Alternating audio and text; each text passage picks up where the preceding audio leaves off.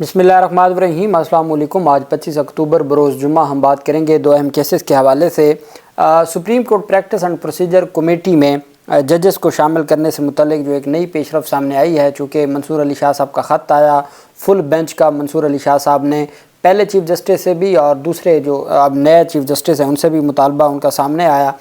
अब सामने आ रहा है कि supreme court practice and procedure जो कमेटी है उसको नए सिरे से तश्कील दिया जाएगा। उसकी तफसील मैं आपके साथ शेयर करूँगा।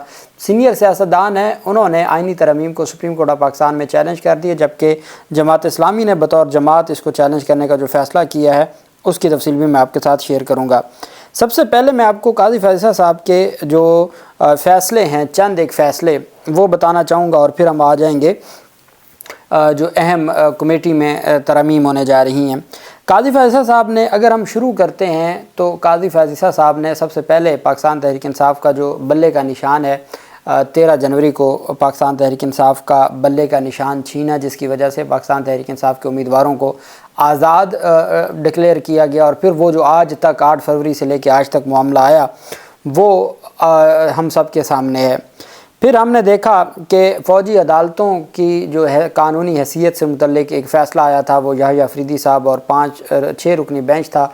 उस फ़ैसले के ख़िलाफ़ अपीलें होती हैं और अपीलों पर वो मुअत्तल हो जाता है फ़ैसला, और आज तक हमें नज़र आता है कि वो दोबारा समाअत ना हुई और कोई कार्रवाई ना हुई। और 1 साल पहले जिनको सुप्रीम कोर्ट ने कहा था कि उनकी मिलिट्री कस्टडी ख़त्म की जाए, वो आज तक विदाउट, अब उनके ट्रायल मुकम्मल हो चुके हैं लेकिन सुप्रीम कोर्ट के हुक्म के बावजूद वो आज तक कस्टडी में हैं। फिर हम अरशद शरीफ केस की बात करते हैं। काजी फैज़ल साहब के दौर में अरशद शरीफ का पूरे टेन्योर में केस समाअत के लिए सिरे से मुकर्रर ही नहीं हुआ और ये सारा सिलसिला चलता रहा। फिर आपको याद होगा लाहौर हाई कोर्ट के जस्टिस अली बाक़ी नजफ़ी साहब ने रिटर्निंग अफसरान से मुतल्लिक एक फ़ैसला दिया था कि आप जुडिशरी से लें, आप एग्जेक्टिव से ना लें। चूँकि पहले हर दफ़ा जुडिशरी से लिया जाता था, उस पर उन्होंने इंटरम ऑर्डर के ऊपर काजी फैज़ल साहब ने ना सिर्फ वो फ़ैसला कलअदम करार दिया, बल्कि काजी फैज़ल साहब ने वो जो वकील थे बैरिस्टर उमैर, जो पाकिस्तान तहरीक इंसाफ के रहनुमा और MNA भी हैं अब, उनके ख़िलाफ़ तौहीन अदालत की भी कार्रवाई शुरू कर दी थी और साथ जज साहब के हवाले से भी बहुत कुछ रिमार्क्स दिए थे। फिर यही वजह है कि अली बाक़ी नजफ़ी साहब जिसने बड़े फ़ैसले दिए और माजी में बड़े फेवरेट भी उन्होंने फ़ैसले दिए, सबसे बड़ा वो नवाज़ शरीफ का 50 रुपये वाले स्टाम्प का था, लेकिन उसके बावजूद जब ये सारा मामला हुआ तो वो चीफ़ जस्टिस भी ना बन सके। अच्छा, उसके बाद अब ROs जो हैं वो फिर आपने देखा जो रिटर्निंग अफसरान ने तमाशा किया, वो फ़ैसला भी चीफ़ जस्टिस काजी फैज़ल का था। फिर उसके बाद हमने देखा कि 8 फरवरी के इंतखाबात से मुतल्लिक वक्तन फ़वक्तन दरख्वास्तें गईं और काजी फैज़ल साहब ने उन दरख्वास्तों के ऊपर कोई किरदार अदा नहीं किया। इलेक्शन से पहले पाकिस्तान तहरीक इंसाफ की एक दरख्वास्त थी लेवल प्लेइंग फील्ड के हवाले से। आपको याद होगा लाहौर के इलेक्शन कमिश्नर ने ख़त लिखा था जिसमें कहा गया था कि रिटर्निंग अफसरान कागजात नामजदगी नहीं जमा हो रहे। लतीफ़ खोसा बार बार वो ख़त पढ़ना चाहता था, 3 रुकनी बेंच था और वो लेवल प्लेइंग फील्ड के हवाले से था। Level playing field Pakistan Tehreek Insaf को न मिली, सुप्रीम कोर्ट में वो केस दबा रहा और पाकिस्तान तहरीक इंसाफ उससे महरूम हो गई। ये जो अब मामला सामने आया है, जिसको मंदो खेल साहब ने भी और याहिया अफरीदी साहब ने भी लिखा कि जो रूल 94 है इलेक्शन रूल्स का, जिसके तहत PTI को आज़ाद करार दिया गया था, जो सलमान अकरम राजा साहब दरख्वास्त लेके सुप्रीम कोर्ट गए थे, वो रजिस्ट्रार सुप्रीम कोर्ट के ज़रिए दरख्वास्त मुस्तरद करवा दी गई।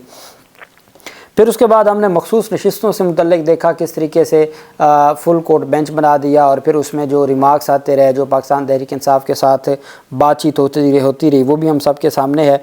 और फिर हमने ये भी देखा कि जी पाकिस्तान तहरीक इंसाफ के जो केसेस हैं और 8 फरवरी का जो अहम केस था उसमें हमने देखा कि किस तरीके से सुप्रीम कोर्ट ऑफ पाकिस्तान ने वो आज तक मुकर्रर ना किया 8 फरवरी। और फिर ह्यूमन राइट्स की जो वायलेशन है और 9 मई की जुडिशल कमीशन से मुतल्लिक केसेस को काजी फैज़ल साहब ने मुकर्रर ना किया।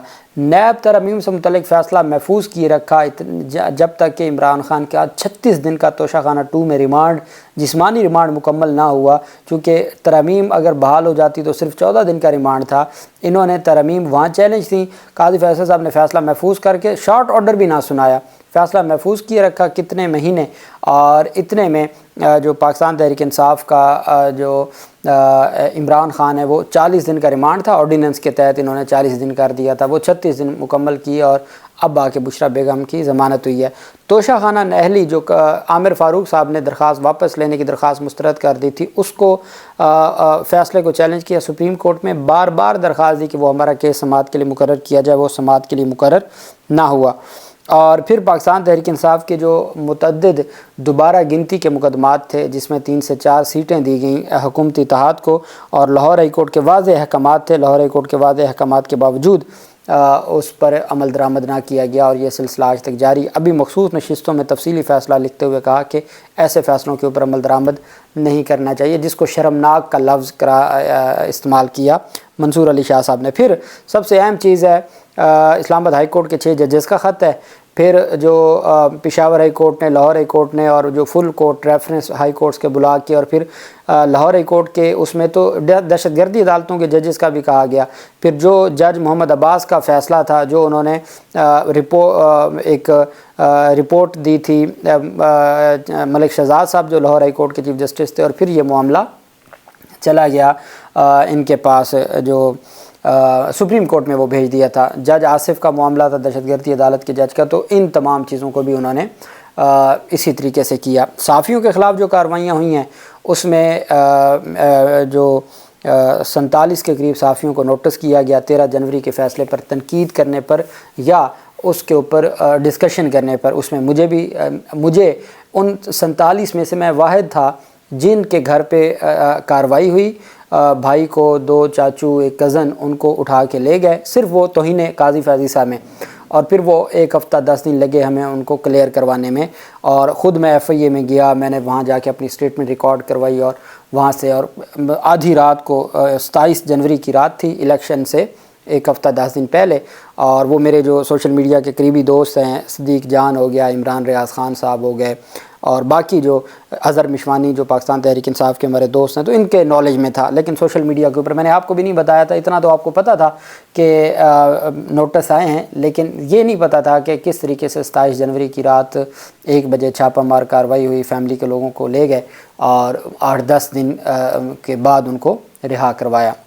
وہ سارا قاضی صاحب کروا رہے تھے، اور تو ہم نے تو کبھی نہ قاضی صاحب کے خلاف بھی کبھی کوئی بات نہیں کی تھی، کوئی ایسی بات، کوئی گستاخی تو کبھی کی نہیں، ہمیشہ میرٹ کے اوپر بات کی ہے، اور جو میرٹ کے اوپر چیزیں ہیں ان کے اوپر اختلاف کیا ہے۔ لیکن چونکہ پہلے ایک وقت ہوتا تھا غلط بولنے کے اوپر پکڑا جاتا تھا، اب بولنے کے اوپر پکڑا جاتا ہے، اور یہ ایک سلسلہ ہے جو جاری ہے۔ خیر مشکل وقت ہے، گزر جاتا ہے، وہ گزر گیا تھا، لیکن جس دن یہ سارا معاملہ ہوا اس دن بھی ہم نے آپ کو ویڈیوز کے ذریعے اور ٹویٹر کے ذریعے انفارمیشن دیتے رہے، اور ایک دن بھی ناغہ نہ کیا، بھلے وہ کیا معاملات چاہ رہے تھے، کس طریقے سے سارا کچھ ہو رہا تھا، اور کس طریقے سے معاملات کو دیکھا جا رہا تھا۔ اچھا، اب دوسری طرف جو اہم پیش رفت سامنے آئی، وہ supreme court practice and procedure act میں ترمیم کو چیلنج کر دیا ہے افرا سیاب نے۔ سینئر سیاستدان ہے افرا سیاب، ان کی جانب سے یہ درخواست دائر کی گئی ہے۔ وفاقی حکومت کو اس میں فریق بنایا گیا ہے، اور سیاسی جماعتوں کو اس میں فریق بنایا گیا ہے۔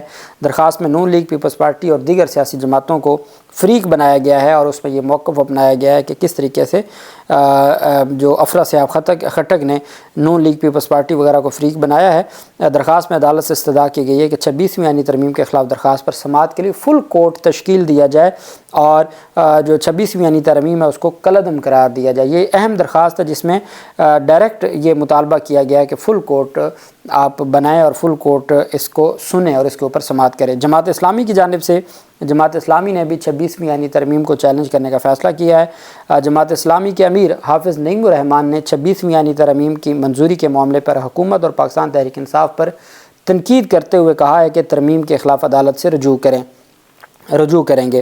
انہوں نے کہا 26ویں آئینی ترمیم پر ہمیں بہت زیادہ خدشات ہیں۔ فضل الرحمان نے جس طریقے سے غیر آئینی ترمیم میں اپنا ساتھ دیا، اور انہوں نے کہا کہ مکا کر کے 26ویں آئینی ترمیم منظور کی گئی۔ جن جماعتوں کو فارم 47 پر اسٹینڈ لینا چاہیے تھا انہوں نے اسٹینڈ نہیں لیا۔ انہوں نے کہا 26ویں آئینی ترمیم پر جو لوگ خرید و فروخت میں شریک رہے ان کا تاریخ میں اچھے الفاظ میں نام نہیں لیا جائے گا۔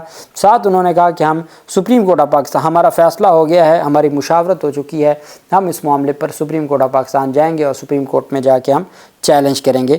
تو یہ جو ساری چیزیں ہیں، میں یہ سمجھتا ہوں کہ آئین اور قانون کی جو بالادستی ہے اس کے لیے پاکستان تحریک انصاف کا بھی جو چونکہ صرف انتظار تھا 25 اکتوبر کا، وہ گزر گیا. اب کل نیا چیف جسٹس صاحب حلف لیں گے اور اس کے بعد چیزیں تبدیل ہونا شروع ہو جائیں گی.